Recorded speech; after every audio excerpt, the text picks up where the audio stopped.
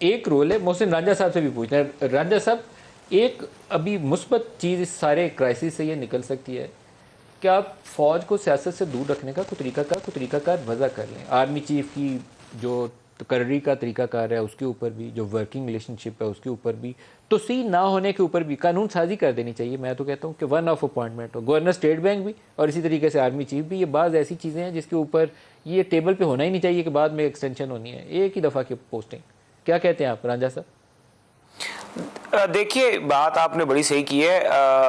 वैसे तो army chief की चाहे अपॉइंटमेंट है या तकरीरी का मामला है, इसके ऊपर ये पहली दफ़ा एक सिचुएशन बनी थी और मेरी भी ये राय ये है कि इसमें सबसे ज़्यादा जो चीज़ हमें देखनी चाहिए वो मेरिट को देखना चाहिए, काबिलियत को देखना चाहिए। उसके मुताबिक अब जुडिशरी के मामले में हमने 18वीं तरमीम में ये अमेंडमेंट एक डाली थी कि जो सीनियर मोस्ट जज हैं वो by the operation of the amendment खुद ब खुद ही जज बनेंगे। उसमें वो उस तरह की रिकमेंडेशंस और चीफ जस्टिस का वो नहीं होगा, जिसकी वजह से काफ़ी हद तक चीज़ें हो जाती हैं।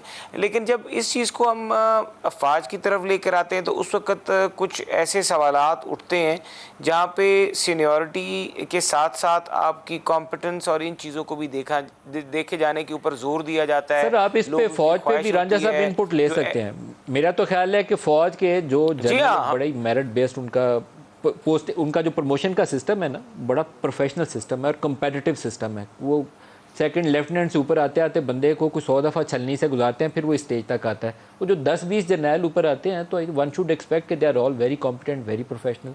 तो उसमें सीनियरिटी का जो उनसे इनपुट ले लें फौज से कि वो क्या कहते हैं, सीनियर मोस्ट को लगाना है या टॉप 2 में से लगाना है। सियासत ही खत्म हो जाएगी, लेकिन एक्सटेंशन नहीं होनी चाहिए टेबल पे कभी भी, बाय लॉ खत्म हो जानी चाहिए। जी, आपकी बात दुरुस्त है। इसमें उनको अदारे को जिनका मामला है ज़ाहिर है उनको भी लेना चाहिए, रूल्स भी बनने चाहिए आर्मी एक्ट के भी, और इसमें काफ़ी चीज़ें जो हैं वो होनी चाहिए। स्टेट बैंक में भी अब देखें, अब स्टेट बैंक आ गया तो आप एक बाकायदा जो अपॉइंटमेंट करते हैं स्टेट बैंक के प्रेसिडेंट की, उसमें हम बाहर से कई दफ़ा लोग ला के बैठा देते हैं। उससे बेहतर ये है कि फिर आप या तो उस प्रोसेस के बीच में आप स्टेट बैंक के जो मुलाजमीन शुरू से आ रहे हैं, जिस तरह आर्मी में एक लेफ्टिनेंट आता है फिर ऊपर तक जाता है, वो तो है तो अदारे का ही बंदा, उसी तरह आप फिर या तो इसमें से भी आप ये डिसीजन करें कि स्टेट बैंक के बीच में से ही आप लोगों को ऊपर लेकर आएंगे और वही प्रेसिडेंट बनेंगे। पहले स्टेट बैंक में एक अकाउंट ऑफिसर से स्टार्ट किया। तो ये ऐसी चीज़ें हैं जिसके ऊपर बैठ के कानूनी और वैसे भी सोच समझ करने की ज़रूरत पड़ती है, और जो स्टेक होल्डर्स हैं उनको ऑन बोर्ड लेना भी चाहिए। उनके बगैर तो ये इस्लाहात जो हैं वैसे भी मुमकिन नहीं हो सकेंगी।